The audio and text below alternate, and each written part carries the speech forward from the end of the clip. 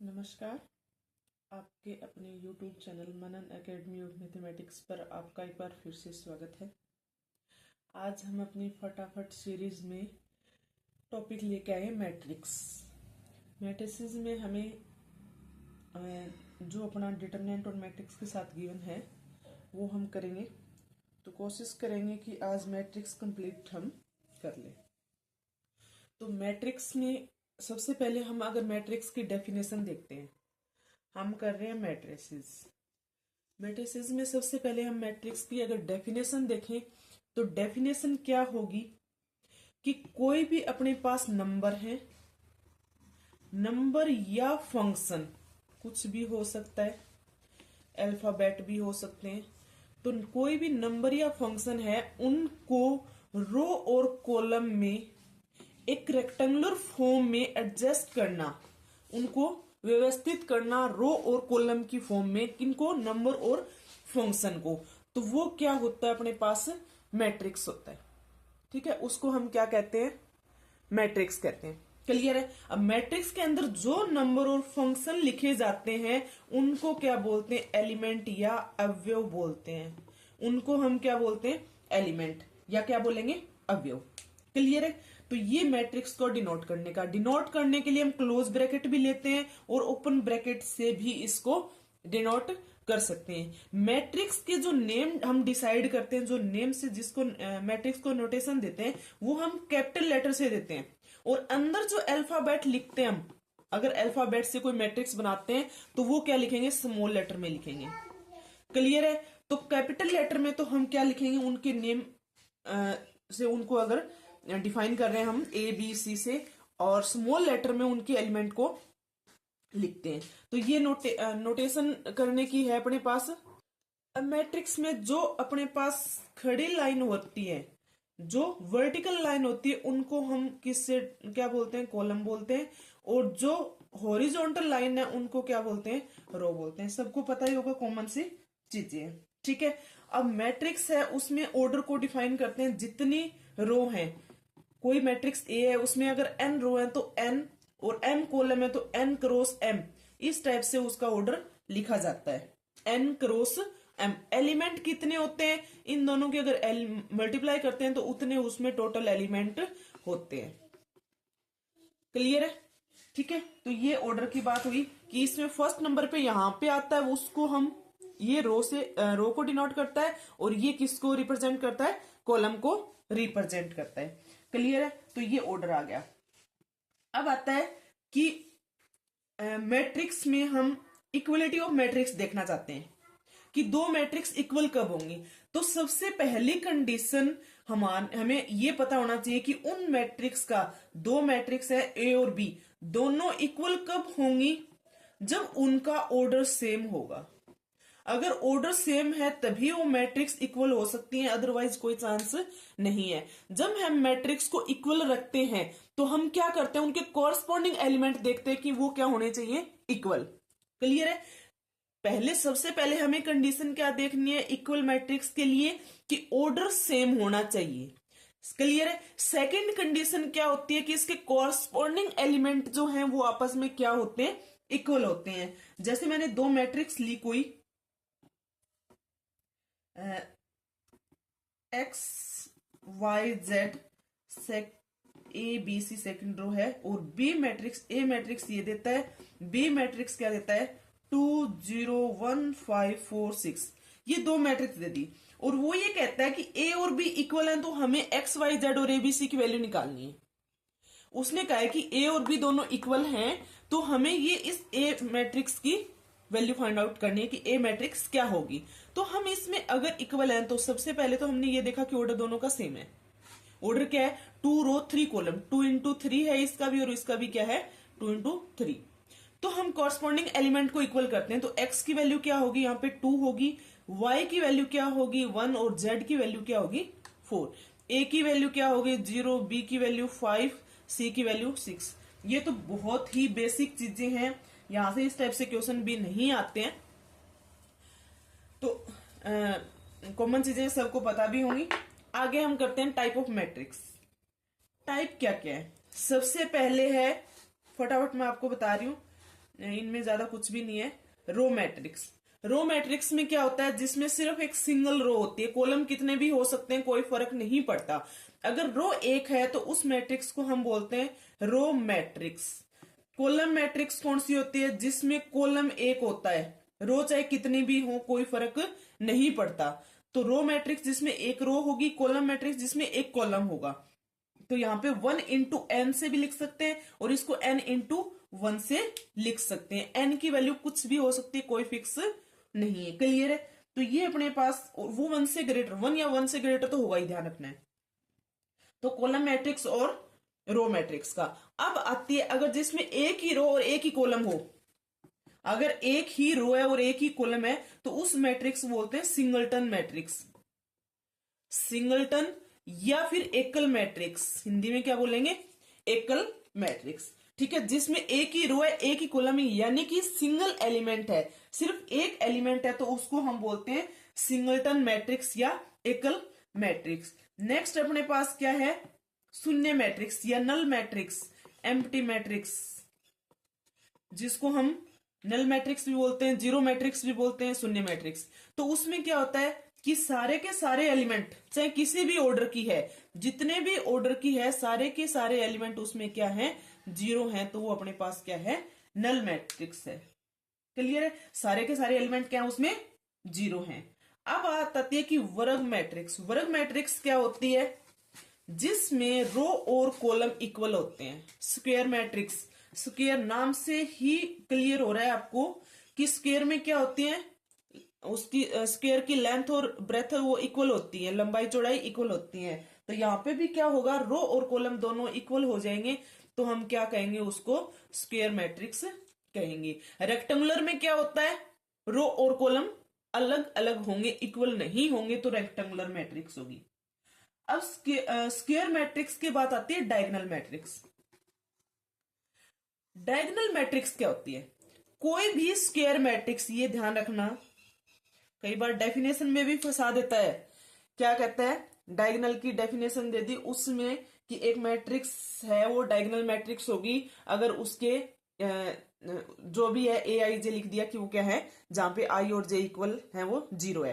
Clear है? But उसने अगर स्क्वायर नाम नहीं लिखा है तो हम डायगोनल मैट्रिक्स उसको नहीं कह सकते। तो अगर कोई भी स्क्वायर मैट्रिक्स जिसके ए आई जे जीरो होंगे, जहां पे आई और जे क्या है, इक्वल हैं, तो हम क्या कहते हैं उसको, डायगोनल मैट्रिक्स। जैसे ये अपने पास एक स्क्वायर मैट्रिक्स है 3×3 की ले ली हमने, तो ये डायगोनल एलिमेंट होते हैं, ओ सॉरी सॉरी, डायगोनल एलिमेंट जहां पे ए नॉट इक्वल टू, सॉरी, ये अपने पास क्या होते हैं, डायगोनल एलिमेंट होते हैं। तो ए आई जे इज इक्वल टू जीरो, जहां पे आई और जे इक्वल ना हो, सॉरी सॉरी सॉरी, मैंने थोड़ा सा गलत हो गया, कि यहां पे जो ये डायगोनल एलिमेंट होते हैं ना, वो नॉन जीरो होते हैं, बाकी के सारे जीरो होंगे, जितने भी एलिमेंट होंगे। क्लियर है? तो ये क्या होगी अपने पास, डायगोनल मैट्रिक्स होगी। ठीक है, डायगोनल मैट्रिक्स कौन सी, तो स्क्वायर मैट्रिक्स है वो डायगोनल होगी, जहां पे ए आई जे जीरो और आई और जे क्या होते हैं, नॉट इक्वल होते हैं। ठीक है, तो ये सारे एलिमेंट जीरो होंगे, ये नॉन जीरो डायगोनल एलिमेंट को एक जीरो हो सकता है इनमें से, अगर कोई भी एक नॉन जीरो है तो भी डायगोनल मैट्रिक्स है, अगर सारे जीरो हो गए तो इसका मतलब वो जीरो मैट्रिक्स बन गई है। क्लियर है? अब डायगोनल के बाद आती है स्केलर मैट्रिक्स। थोड़ा सा डिफरेंस है इनमें। तीसरी आती है यूनिट मैट्रिक्स या आइडेंटिटी मैट्रिक्स। तीनों में डिफरेंस देखेंगे। डायगोनल तो थी जिसमें अपने पास डायगोनल एलिमेंट है वो नॉन जीरो है, बाकी सारे जीरो, वो डायगोनल मैट्रिक्स है। स्केलर मैट्रिक्स है, यहाँ पे जो एलिमेंट होंगे ना वो कुछ भी हो सकते हैं, जैसे 1 2 3 हो गया, 101 हो गया, 105 हो गया, 179 हो गया, कुछ भी हो सकता है। स्केलर में क्या होते हैं, जो डायगोनल एलिमेंट होते हैं ना, जो भी डायगोनल एलिमेंट है वो सारे क्या होंगे, सेम होंगे। सेम का मतलब कोई भी की हो सकता है कि कोई भी अपने पास क्या स्केलर है। क्लियर है? या 1 1 हो सकते हैं, 2 2 हो सकते हैं, 4 4 हो सकते हैं, 7 7 हो सकता है, कुछ भी हो सकता है, तो वो क्या होगी, स्केलर मैट्रिक्स। नेक्स्ट आता है यूनिट मैट्रिक्स। यूनिट में क्या होगा, कोई भी डायगोनल मैट्रिक्स है वो यूनिट मैट्रिक्स होगी जब उसके जो डायगोनल एलिमेंट है ना वो सारे क्या हो, 1 हो तो यूनिट मैट्रिक्स। तो तीनों का डिफरेंस याद रखना। इस पे कई बार स्टेटमेंट भी पूछता है कि every scalar matrix is a unit matrix. True और फॉल्स पूछ लेता आपसे, कहता है कि every scalar matrix is a unit matrix. तो सारे स्केलर मैट्रिक्स हैं वो यूनिट मैट्रिक्स नहीं होती हैं। यूनिट मैट्रिक्स है उसको हम स्केलर मैट्रिक्स कह सकते हैं, स्केलर मैट्रिक्स है उसको हम डायगोनल भी कह सकते हैं। बट ऊपर से नीचे आते टाइम ट्रू नहीं है, ये ध्यान रखना। डायगोनल है वो स्केलर होना जरूरी नहीं है, स्केलर है वो यूनिट मैट्रिक्स होना जरूरी नहीं है। बट अगर यूनिट है तो स्केलर भी होगी, डायगोनल भी होगी, स्केलर है तो वो डायगोनल भी होगी। क्लियर है? इस टाइप से स्टेटमेंट आ सकती है, आपको ध्यान रखना है इनका ट्रू फॉल्स का। तो ये अपने पास थी डायगोनल और ट्रू। अब आती है अपर ट्रायंगुलर या lower triangular. Upper triangular matrix में क्या होती है, ऊपरी त्रिभुजाकार, उसमें अपने पास जो भी डायगोनल से ऊपर के एलिमेंट होते हैं ना वो सारे नॉन जीरो होते, और नीचे सारे एलिमेंट कितने होते हैं, जीरो होते हैं। Upper triangular. लोअर ट्रायंगुलर में नीचे की तरफ ट्रायंगल बन जाती है, ये सारे क्या होंगे, नॉन जीरो होंगे, और ऊपर वाले सारे क्या होंगे, जीरो होंगे। क्लियर है? अपर ट्रायंगुलर और लोअर ट्रायंगुलर। क्लियर है? अब बात आती है ट्रेस ऑफ मैट्रिक्स क्या होता है। ट्रेस क्या होता है मैट्रिक्स का, कई बार क्वेश्चन बनता है ट्रेस ऑफ मैट्रिक्स ए, तो sum of diagonal element, sum of diagonal element, diagonal element का जो सम होता है उसको हम ट्रेस बोलते हैं। जैसे कोई भी मैट्रिक्स ली हमने 1 2 4 7 9 5 0 1 3, ये कोई मैट्रिक्स है, इसका ट्रेस पूछा जाता है। तो ट्रेस क्या होगा, 1 + 2 + 4 यानी कि 7 है वो, इसका क्या है, ट्रेस ऑफ मैट्रिक्स होगा। क्लियर है? तो ये अपने पास ट्रेस था। डायगोनल जो मैट्रिक्स है उसको हम क्या लिख सकते हैं, डायगोनल एलिमेंट से भी शो कर सकते हैं। जैसे अपने पास 1 2 3 बाकी सारे ये जीरो है, और ये भी जितने एलिमेंट जीरो है, तो इसको हम क्या लिख सकते हैं, डायगोनल डायगोनल ऑफ 1 2 3। इसका भी यही मतलब है, कंफ्यूज मत होना कहीं लिखा हुआ आ जाए तो कि ये हमें क्या दे दिया, डायगोनल 1 2 3 लिखा है, इसका मतलब ये डायगोनल मैट्रिक्स है और उसके डायगोनल क्या है, 1 2 3 है। क्लियर है? नेक्स्ट आता है अपने पास स्केलर मैट्रिक्स कर लिया हमने, यूनिट मैट्रिक्स कर लिया, डायगोनल कर लिया है, त्रिभुजाकार मैट्रिक्स कर लिया है जिसमें ऊपरी त्रिभुजाकार कर ली है और निम्न त्रिभुजाकार मैट्रिक्स भी कर ली है। अब बात आती है कि मैट्रिक्स का एडिशन और मल्टीप्लीकेशन और सब्ट्रैक्शन कैसे क्या करना है। सबसे पहले हम लेके चलते हैं एडिशन। एडिशन में देखो क्या है, एडिशन की एक कंडीशन होती है कि इसका जो मैट्रिक्स जिनको हम दो को प्लस कर रहे हैं उनका ऑर्डर क्या होना चाहिए, सेम। सेम ही सब्ट्रैक्शन के लिए होती है, ध्यान रखना है। ऑर्डर सेम होगा तभी मैट्रिक्स है वो प्लस होगी या माइनस होगी। क्लियर है? तो ये मैट्रिक्स को प्लस और सब्ट्रैक्ट करने के लिए कंडीशन होती है कि ऑर्डर सेम होना चाहिए। कोरस्पॉन्डिंग एलिमेंट को हम क्या करते हैं, प्लस करते हैं। एक 2 × 2 की लेती हूं मैंने, 1 2 3 4 ले लिया, प्लस करना है इसमें 3 7 0 9, इन दोनों को प्लस करना है। तो कॉरस्पॉन्डिंग एलिमेंट आपस में क्या होंगे, ऐड होंगे। 1 + 3 2 + 7 3 + 0 4 + 9, ये अपने पास एक नई मैट्रिक्स बन जाएगी। अगर ये ए मैट्रिक्स है, ये बी मैट्रिक्स है, तो नेक्स्ट बनी अपने पास ए + बी। इसमें अगर हम ला देखते हैं, कॉम्यूटेटिव ला की बात करते हैं, तो ए कॉम्यूटेटिव ला क्या होता है, मैंने पीछे भी एक वीडियो में बताया था कि कॉम्यूट करना, आपस में हम एलिमेंट को आगे पीछे रख देते हैं तो वो उनमें कोई डिफरेंस नहीं आता, तो कॉम्यूटेटिव ला होल्ड करता है। जैसे मैंने a + b किया या b + a किया, क्या कोई डिफरेंस आएगा, इन दोनों में सेम आएंगी दोनों मैट्रिक्स, a + b और b + a। तो कॉम्यूटेटिव ला होल्ड करता है मैट्रिक्स एडिशन के लिए। क्लियर है? ऐसे ही एसोसिएटिव भी कर सकते हैं आप, इसमें a + b + c, इन दोनों को प्लस किया फिर a + किया, या पहले a + b किया फिर c + किया, तो वो दोनों क्या होंगे, इक्वल होंगे। तो एसोसिएटिव ला भी इसमें होल्ड करता है। नेक्स्ट देखते हैं आइडेंटिटी। आइडेंटिटी क्या होती है कि कोई भी मैट्रिक्स ए है उसमें हम क्या प्लस करें कि वापस वही मैट्रिक्स ए हमें मिल जाए। तो प्लस करने का यानी कि कोई भी एलिमेंट चेंज नहीं होना चाहिए, तो 0 0 0 हो जाएगा। तो 0 इसकी क्या होती है, आइडेंटिटी मैट्रिक्स होती है। अब आइडेंटिटी के बाद ये आती है कि इनवर्स मैट्रिक्स निकालना है। तो इनवर्स क्या होगी, कोई भी ए मैट्रिक्स है उसमें क्या प्लस करें कि मुझे आगे जीरो मैट्रिक्स यानी कि आइडेंटिटी मैट्रिक्स मिले। ए में क्या प्लस करूं कि जीरो मिले, तो हम किसी भी एलिमेंट में उसका नेगेटिव प्लस करते हैं तो आगे हमें वो जीरो मिल जाता है। तो यानी कि माइनस ए है वो क्या होगी अपने पास, उसका इनवर्स होगा। जैसे ये ए मैट्रिक्स है, इसका इनवर्स निकालना है तो 1 2 3 4, इसकी आइडेंटिटी है वो अपने पास क्या है, 0 0 0 है सेम ऑर्डर की। तो इसमें क्या प्लस करना पड़ेगा मुझे, माइनस ए। माइनस ए का मतलब मैट्रिक्स में जब हम किसी एलिमेंट, किसी भी एलिमेंट से अंदर मैट्रिक्स को मल्टीप्लाई करते हैं तो वो हर एक एलिमेंट से मल्टीप्लाई होता है। क्लियर है? किसी भी स्केलर को जब मैट्रिक्स से मल्टीप्लाई किया जाता है तो हर एक एलिमेंट के साथ मल्टीप्लाई होता है। तो माइनस को जब ए के साथ मल्टीप्लाई करेंगे तो क्या आ जाएगा, -1 -2 -3 और -4। ये अपने पास क्या आ गया, इसका इनवर्स आ गया।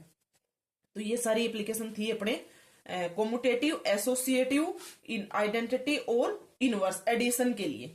एडिशन मैंने बता दिया कि कैसे ऐड करना है। क्लियर है? सब्ट्रैक्शन में ध्यान रखना है कि a माइनस बी है वो b माइनस ए के इक्वल नहीं होता। हमें सबको पता है, नॉर्मल सा है, ये इक्वल नहीं होते हैं।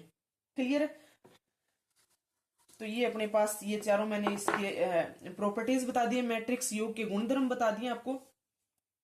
अब आता है नेक्स्ट कि कोई भी मैट्रिक्स है उसकी मल्टीप्लाई करने के लिए अपने पास क्या कंडीशन होती है। तो सबसे पहले ए मैट्रिक्स ली, मैट्रिक्स बी ली, हमें इन दोनों को क्या करना है, मल्टीप्लाई करना है, मैट्रिक्स ए और बी को। तो सबसे पहले तो हमें देखना है कि आपसे पूछा क्या गया है, ए बी पूछा गया है या बी ए पूछा गया है। दोनों इक्वल नहीं होते हैं, कभी हमेशा इक्वल नहीं होते हैं, हो जाते हैं किसी कंडीशन में, बट हम हमेशा इक्वल नहीं कहेंगे कि A B not equal to क्या होता है, बी ए होता है। क्लियर है? तो सबसे पहले तो हमें देखना है कि ए बी निकालना है या बी ए। जो भी निकालना है ना, जैसे ए बी निकालना है तो यहां पे ए का ऑर्डर लिख दो। सपोज मुझे ए का ऑर्डर दे रखा है 2 क्रॉस 3 और बी का ऑर्डर दे रखा है 3 क्रॉस 3। क्लियर है? ए किस ऑर्डर की दे रखी है, 2 क्रॉस 3 की दे रखी है, और बी किस ऑर्डर की दे रखी है, 3 क्रॉस 3 की दे रखी है। क्लियर है? तो जो भी निकालना है ध्यान रखना, ए बी निकालना है तो ए के नीचे ए का ऑर्डर, बी के नीचे बी का ऑर्डर। फिर हमें ये देखना है कि ये दोनों आपस में इक्वल होने चाहिए, सिर्फ इसका लास्ट और इसका फर्स्ट।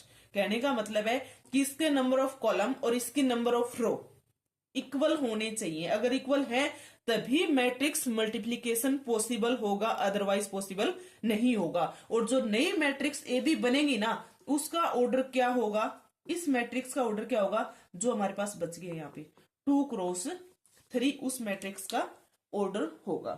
क्लियर है?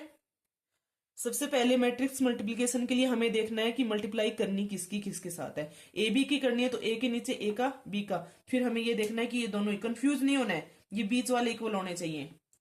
कंफ्यूज नहीं होना किसकी रो किसके कॉलम होंगे, इनको देखना है कि ये इक्वल है तो ये ऑर्डर नई मैट्रिक्स का बन जाएगा। क्लियर है? तो इस पे कई बार क्वेश्चन भी आते हैं, ए बी सी 3 मैट्रिक्स दे दिए, उसमें क्या कहता है कि ए का ऑर्डर ये, बी का ऑर्डर ये, सी का ऑर्डर ये, तो नई मैट्रिक्स ए बी सी जो बनेगी उसका ऑर्डर बताओ क्या आएगा। क्लियर है? तो निकाल लोगे, हो जाएगा। तो ये मैट्रिक्स मल्टीप्लाई के लिए सबसे पहले कंडीशन देखनी पड़ती है हमें कि फर्स्ट मैट्रिक्स की नंबर ऑफ कॉलम और सेकंड मैट्रिक्स के नंबर ऑफ रो इक्वल होंगी, तभी मैट्रिक्स मल्टीप्लीकेशन है वो पॉसिबल होगा। क्लियर है? अब मैट्रिक्स मल्टीप्लाई करनी कैसे है वो देखते हैं। जैसे दो मैट्रिक्स ले ली मैंने, 1 2 5 3, नेक्स्ट मैट्रिक्स ले ली 2 3 4 7। इन दोनों की ये ए मैट्रिक्स है, ये बी मैट्रिक्स है, हमें ए बी निकालना है। तो सबसे पहले तो मैंने देखा अगर स्क्वायर मैट्रिक्स है तो मैट्रिक्स मल्टीप्लिकेशन चाहे ए बी निकालो या बी ए निकालो, दोनों का पॉसिबल होगा। ठीक है? क्योंकि उसमें सारा कुछ इक्वल होता है। तो हम ए बी निकाल रहे हैं तो हमें क्या करना है, सबसे पहले तो हम ऑर्डर देखेंगे, ऑर्डर क्या बनेगा, 2 यहां से 2 यहां से, तो इसका ऑर्डर 2 क्रॉस 2, यानी कि दो ही तो क्या बनेंगे अपने पास, कॉलम बनेंगे और दो ही रो बनेंगे, 4 एलिमेंट आएंगे ये।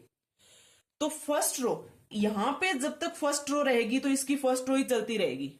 यहां पे सेकंड रो शुरू होते ही सेकंड रो स्टार्ट हो जाएगी। कैसे देखना है, हम मल्टीप्लाई कैसे करेंगे, फर्स्ट रो फर्स्ट कॉलम, एक एलिमेंट बनेगा, फर्स्ट रो फर्स्ट कॉलम से एक एलिमेंट बनेगा, कोरस्पॉन्डिंग एलिमेंट आपस में मल्टीप्लाई होंगे, बीच में प्लस का साइन आएगा।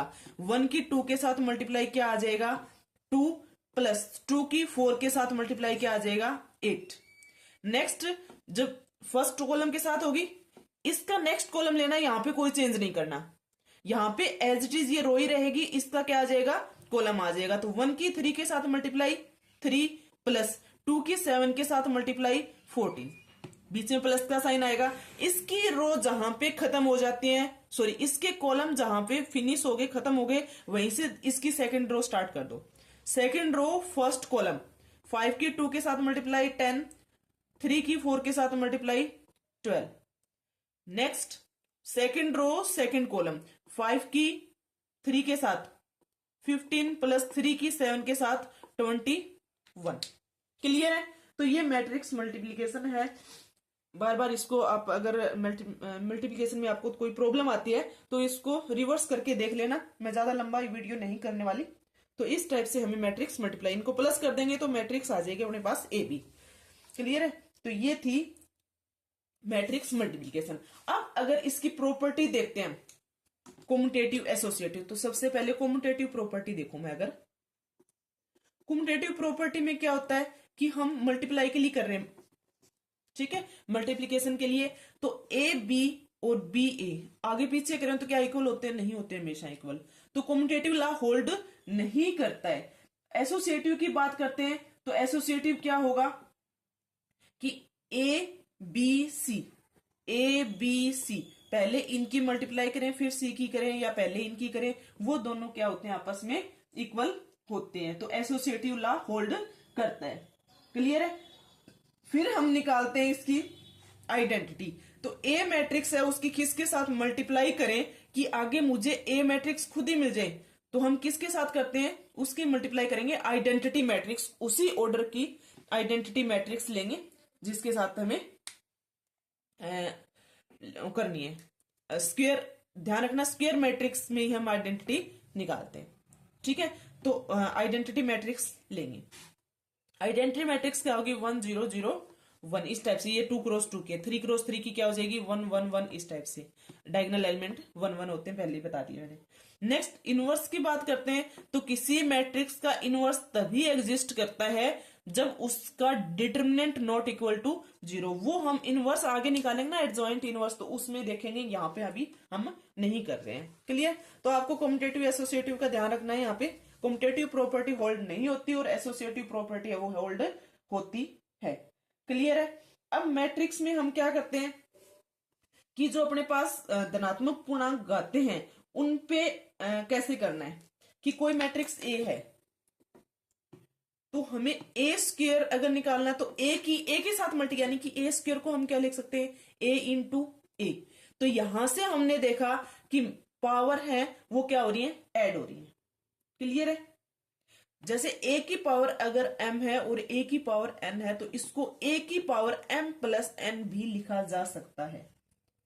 a की पावर m है और उसकी पावर n है तो इसको हम a की पावर mn भी लिख सकते हैं और इसको a की पावर n और फिर m भी लिख सकते हैं। आइडेंटिटी मैट्रिक्स की कितनी भी पावर करो हमें आगे क्या मिलती है, आइडेंटिटी मैट्रिक्स ही मिलती है। क्लियर है। ठीक है। दूसरा इसमें पता है बहुत आसान क्वेश्चन पूछ लिया जाता है कई बार कि हमसे ये पूछ लिया कि a प्लस बी का होल स्क्वायर पूछ लिया। मैट्रिक्स है ये दोनों कि a और b दो मैट्रिक्स है, इनका होल स्क्वायर किसके इक्वल होता है। ऑप्शन नीचे गिवन होंगे आपके पास, a square plus B square plus 2ab something something कुछ भी। ठीक है। तो वो किसके इक्वल हो, ध्यान रखना, a square plus B square plus ab plus B A, 2ab मत कर देना। कई बार हम जल्दी जल्दी में क्या रहते हैं, प्रेशर होता है एग्जाम में, नहीं ध्यान रहता है। ठीक है। तो ये मत कर देना, ये ध्यान रखना है आपने को, ए बी प्लस बी ए होता है ना कि 2ab हो जाए, क्योंकि हमें अभी अभी किया है कि कॉम्यूटेटिव लॉ होल्ड नहीं करता है, ए बी बी ए के इक्वल नहीं होता है। क्लियर है। अब आता है ट्रांसपोज, प्रीवर्त मैट्रिक्स। ट्रांसपोज ऑफ मैट्रिक्स क्या होता है कि कोई भी ए मैट्रिक्स है उसके ट्रांसपोज को हम किससे डिनोट करते हैं, ए टी लिखते हैं या फिर ए डैश भी लिखते हैं। क्लियर है, ए टी भी लिख देते हैं या ए डैश भी लिख देते हैं, उससे लिखने से कोई फर्क नहीं पड़ता, आप कुछ भी यूज कर सकते हो। तो ट्रांसपोज होता क्या है, रो और कॉलम को इंटरचेंज करना, आपस में क्या होता है अपने पास ट्रांसपोज होता है मैट्रिक्स का। रो को कॉलम में चेंज कर दें, कॉलम को रो में चेंज कर दें, तो वो क्या हो जाएगा अपने पास ट्रांसपोज ऑफ मैट्रिक्स। या हम ये कहें कि इसका ऑर्डर है वो n क्रॉस m है, तो ए ट्रांसपोज का ऑर्डर क्या हो जाएगा, m क्रॉस n हो जाएगा। उसकी रो है वो कॉलम बन चुके हैं और कॉलम है वो रो बन चुके हैं। क्लियर है, समझ आ गया। जैसे एक एग्जांपल लिया मैंने, ए मैट्रिक्स ली है जिसमें 3 1 2 4 5 6 ये कोई मैट्रिक्स है, इसका ट्रांसपोज निकालना है मुझे। तो मैं क्या करूंगी, ये जो रो है इसको कॉलम बना दूंगी। कॉलम कैसे बनेगा, 3 1 2, फर्स्ट रो को फर्स्ट कॉलम बना दिया, सेकंड रो को सेकंड कॉलम, 4 5 6। अब हम देखेंगे एक ही चेंज किया, कॉलम अपने आप चेंज हो गई। फर्स्ट कॉलम था, फर्स्ट रो बन चुका है, सेकंड कॉलम था, सेकंड रो बन चुका है, थर्ड कॉलम था, थर्ड रो बन चुका है।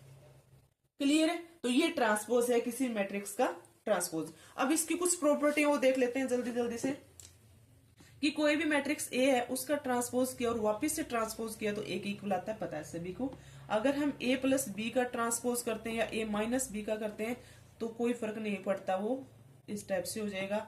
अगर ए बी का ट्रांसपोज करते हैं तो यहां ध्यान रखना है कि वो बी ट्रांसपोज ए ट्रांसपोज के इक्वल होगा। क्लियर है, क्योंकि जहां मल्टीप्लीकेशन आ जाती है ना मैट्रिक्स की, वहां पे इनवर्स लॉ होल्ड होता है।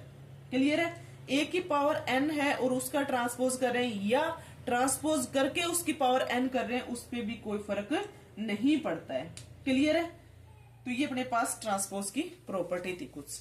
अब बात आती है सममित और विषम सममित, सिमेट्रिक और स्क्यू सिमेट्रिक मैट्रिक्स। सिमेट्रिक और दूसरी आती है स्क्यू सिमेट्रिक। ठीक है, सिमेट्रिक मैट्रिक्स क्या होती है, कोई भी मैट्रिक्स ए है उसका ट्रांसपोज लिया, ट्रांसपोज लेने के बाद अगर वापस वो ए के इक्वली आ गई तो उसको हम कहते हैं सिमेट्रिक मैट्रिक्स। अगर ट्रांसपोज लिया और वो माइनस ए के इक्वल आती है तो उसको बोलते हैं स्क्यू सिमेट्रिक मैट्रिक्स।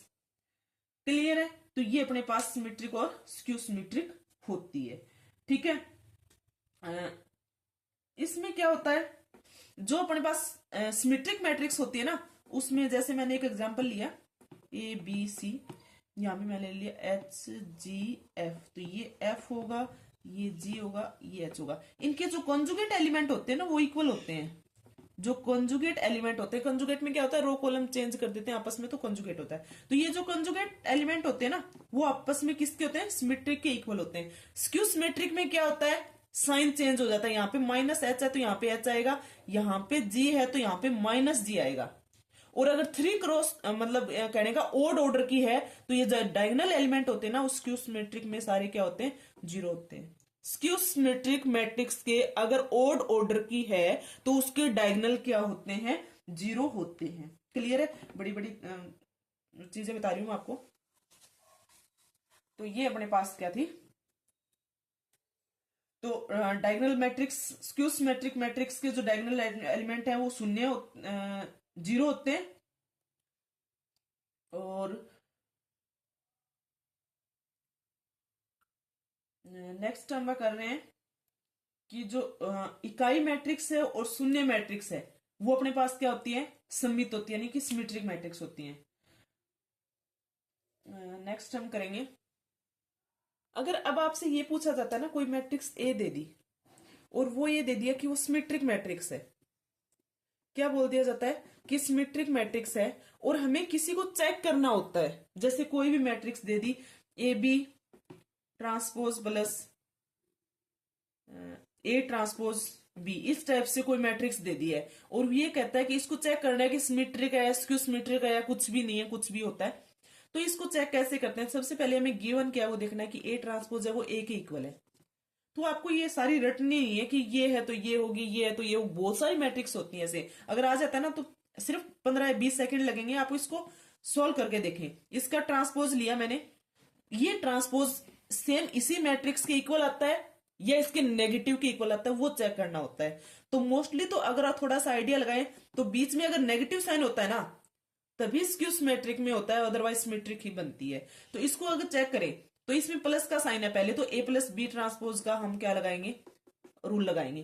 तो क्या किसके इक्वल होता है, A transpose plus B transpose, यानी कि ए बी ट्रांसपोज का transpose plus A transpose B का ट्रांसपोज, ये आएगा अपने पास।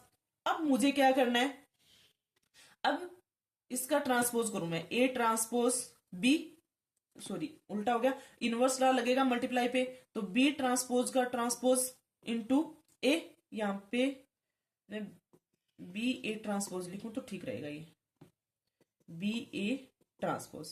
तो ये क्या हो गया अपने, बी ट्रांसपोज का transpose A plus A transpose का ट्रांसपोज और बी ट्रांसपोज। तो खुद ये क्या होगा, बी के इक्वल होगा B A T plus A B T. इसको आगे पीछे लिखूं कोई फर्क नहीं पड़ता, वापस उसी मैट्रिक्स के इक्वल आ गया, तो ये क्या होगी, सिमेट्रिक। अगर यहाँ पे माइनस साइन ले लेते हैं ना तो ये स्क्यू सिमेट्रिक बन जाती है, ये ध्यान रखना है।